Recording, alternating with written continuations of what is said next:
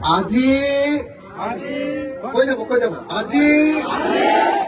ধুবুৰী জিলাৰ বৰকাণ্ডা খেলপথাৰত অনুষ্ঠিত হোৱা ৰাইজৰ দলৰ বিশাল গণসমাৱেশত উপস্থিত থকা সকলো ৰাইজে সংকল্প লওঁ, শপত খাওঁ, কচম খাওঁ যে 2026 চনৰ বিধানসভা নিৰ্বাচনত হিন্দু সাম্প্ৰদায়িক দল বিজেপি আৰু মুছলমান সাম্প্ৰদায়িক দল AIDF-ক আমি ব্ৰহ্মপুত্ৰত দলিয়াই পেলাম।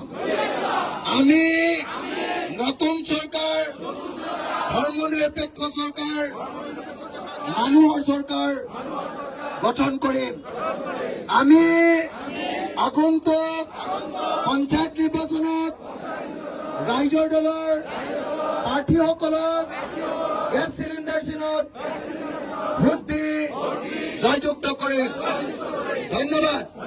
জয় আই অসম, জয় আই অসম, জয় আই অসম, জয় আই অসম। মই কেলে বাৰম্বাৰ জয় আই অসম দি আছো?